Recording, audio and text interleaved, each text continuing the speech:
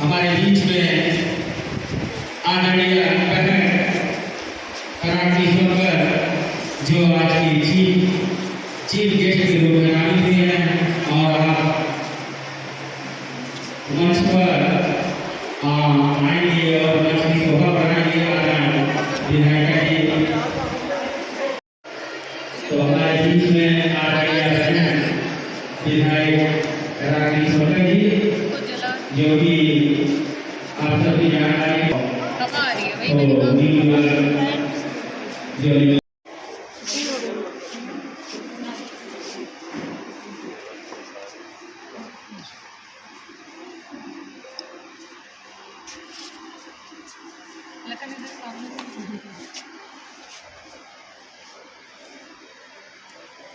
सारे पुरुष लोग भी आ जाए।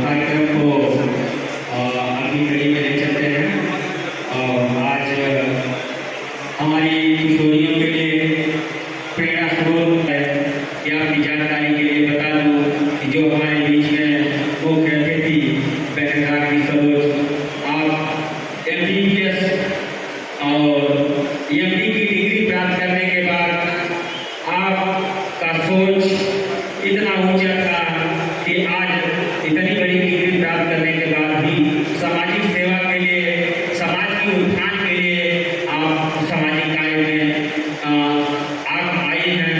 तो ऐसी स्थिति में अगली कड़ी में मैं दूंगा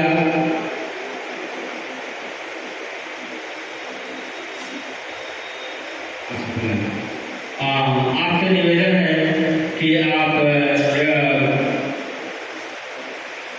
मुख्य अतिथि का स्वागत करेंगे। आदरणीय जन विकास संस्थान सचिव जन विकास संस्थान का अभिनंदन है।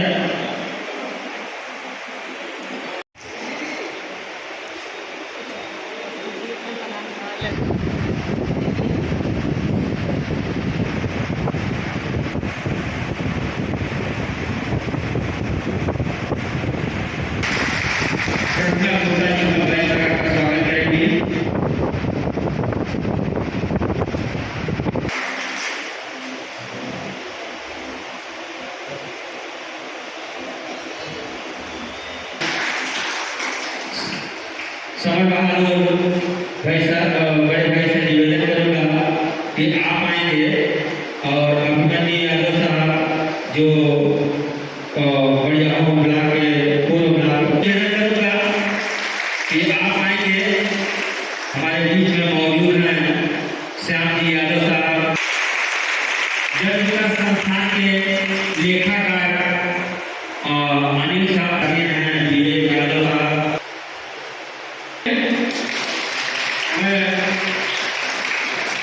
और जी से पूरा निवेदन करूंगा कि बड़े ही सहयोगी आदरणीय बाकेलाल यादव साहब हैं जो कि पूर्व प्रधान रह चुके हैं, आपका स्वागत करेंगे। बैठ कर मान लीजिए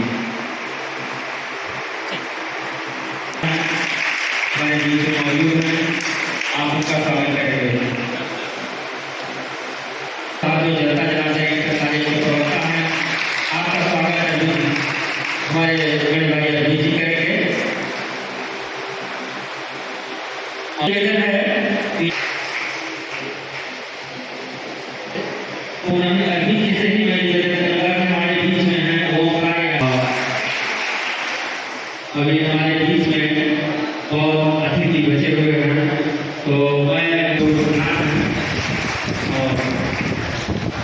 हार्दिक स्वागत करता हूँ।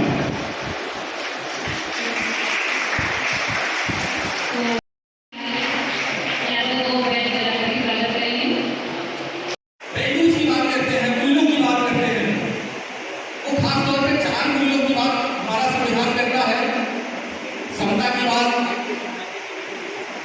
सम्मान की बात। अगर हम थोड़ा समुदाय की तरफ मुझे देखें तो आज भी शायद वो जिनके लिए हमारा ये संविधान बना है, जिन मूल्यों की स्थापना के लिए संविधान बनाया गया था, शायद पूरी तरह से अभी वो मूल्य समाज के अंदर आगे को किस तरह से देख रहे हैं, समाज और समुदाय को देखने का उनका नजरिया क्या है। तो सबसे पहला मैं शिक्षा के महत्व के बारे में कुछ बात करना चाहती हूँ। शिक्षा क्यों जरूरी है? जैसे कुछ जगहों पे अभी भी ऐसा है कि शिक्षा को उतना महत्व नहीं दिया जा रहा है, लेकिन शिक्षित व्यक्ति अभी जो आधुनिक काल है, इस काल में अगर कोई शिक्षित व्यक्ति नहीं है तो उसका कोई वैल्यू नहीं है। एक तरह से आपको किसी तरह का कोई वैल्यू नहीं मिलेगा, आपको किसी तरह की कुछ समझ नहीं बन पाएगी और आपको अपने लिए क्या सही है क्या गलत है उसका पहचान करने में भी कठिनाई आएगी। तो अगर कोई शिक्षित व्यक्ति है तो उसको इस चीज़ की समझ होती है कि उसके लिए क्या सही है क्या गलत है, उसके साथ क्या सही हो रहा है क्या गलत हो। अगर इस चीज़ की पहचान करने में आप असमर्थ हैं तो मतलब आपको पूर्ण शिक्षा प्राप्त नहीं हुई। तो ये जो हम शिक्षा की बात कर रहे हैं, ये उड़ान परियोजना का मुख्य उद्देश्य है, ताकि हम किशोरियों को शिक्षा के साथ जुड़ाव कर सकें। और किस तरह से अगर कुछ लोग ऐसे होते हैं कि शिक्षा मतलब एडमिशन हो जाता है लेकिन वो रेगुलर क्लासेस नहीं जाते, उनके घर की तरफ से किसी तरह का कुछ काम हो गया, किसी न किसी रीज़न से वो रेगुलर क्लासेस नहीं जा पाते, तो हम उसको रेगुलर कैसे करा सकें। तो इन सब चीज़ों को लेकर के हम जागरूकता फैलाते हैं, कम्युनिटी में जाकर के ये हमारा काम है। तो ये जो उड़ान परियोजना है, उड़ान परियोजना के अंतर्गत हम जिन मुख्य उद्देश्यों पे काम करते हैं, सबसे मुख्य उद्देश्य है शिक्षा को बढ़ावा देना, जिसमें उच्च शिक्षा को प्रमोट करते हैं। दूसरा है स्वास्थ्य में सुधार, किशोरियों और महिलाओं को हम स्वास्थ्य में सुधार, जिसमें उनका पोषण स्वास्थ्य होता है, प्रजनन स्वास्थ्य के साथ किस तरह से जुड़ाव करना है, इसमें हम लोगों को जागरूक करते हैं कि उनके लिए स्वास्थ्य क्यों इम्पॉर्टेंट है। इसके साथ साथ नेतृत्व कौशल, अगर किसी में लीडरशिप देने की क्वालिटी है तो वो कम्युनिटी के लिए अपने लिए लड़ सकता है, उसको इस चीज़ की पहचान होगी कि उसके लिए क्या सही है क्या गलत है। तो हम यहाँ पे लीडरशिप क्वालिटी को डेवलप करते हैं। इसके साथ साथ बाल विवाह, तो बाल विवाह किया जाना सभी लोग जानते हैं कि सही नहीं है, तो उसको हम किस तरह से रोक सकते हैं, इसके लिए हम लोगों ने संगठन भी बनाया हुआ है कम्युनिटी में, बाल विवाह निगरानी समिति, जिसके तहत हम कम्युनिटी में हो रहे बाल विवाह को किस तरह से रोक सकें, उसके लिए हम उनके साथ कार्य करते हैं, क्योंकि वो कम्युनिटी के ही लोग रहते हैं और उन लोगों के साथ काम करना आसान हो जाता है क्योंकि वो अपने कम्युनिटी को समझते हैं। इसके साथ साथ हम वोकेशनल ट्रेनिंग की जो बात करते हैं, वोकेशनल ट्रेनिंग के जरिए हम उनके आर्थिक स्थिति को सुधारने में हेल्प करते हैं। जो ड्रॉप आउट स्टूडेंट्स रहते हैं उनको हम उनकी स्थिति को कैसे बेहतर बना सकें, इसमें हम काम करते हैं। तो ये उड़ान परियोजना के कुछ मुख्य उद्देश्य हैं जिसमें हम लोगों का काम चल रहा है और ये टोटल 40 ग्राम पंचायत में है। और आगे हमारा उद्देश्य है कि हम 4000 किशोरियों और 1000 महिलाओं को सशक्त बनाएं। सो इसके साथ मेरा जो परियोजना है उसमें और आप लोगों की बहुत मदद चाहिए जो यहाँ पे उपस्थित किशोरियाँ हैं। अगर आप लोग हमारा सहयोग करेंगे तो हम अपनी परियोजना को और आगे तक ले जा सकते हैं। Thank you.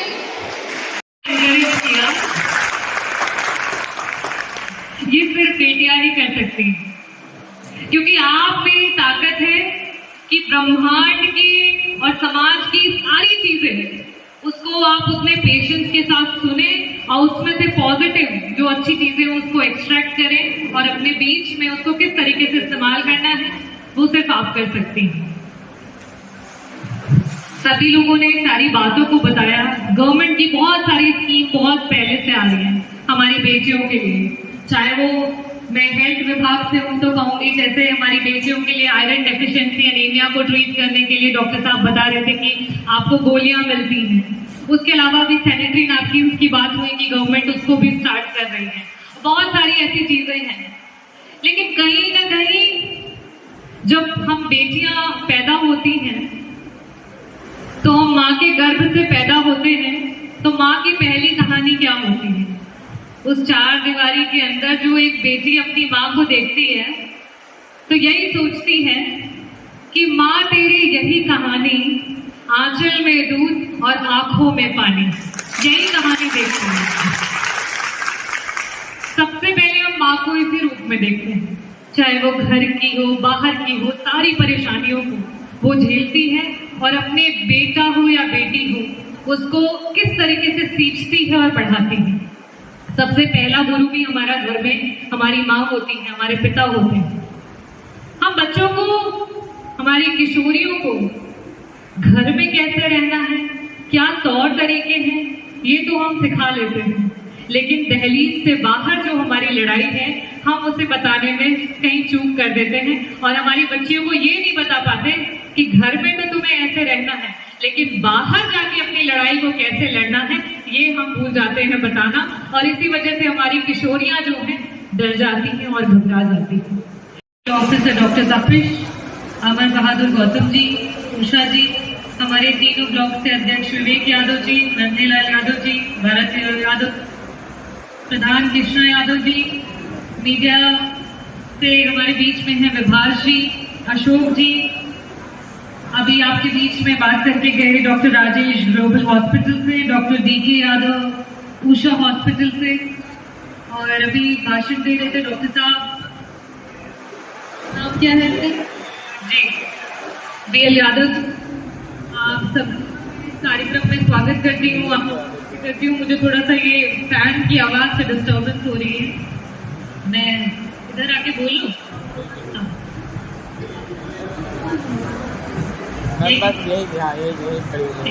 Thank you.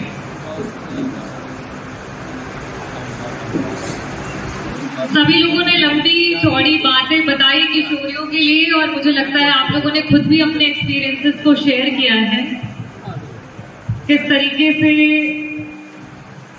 Ground से उठ करके कहां तक हमारी बेटियां पहुंच रही हैं। अपनी आत्मकथा आप लोगों ने शेयर की। मैं सर्वप्रथम सभी जो हमारी बच्चियों को प्रोत्साहित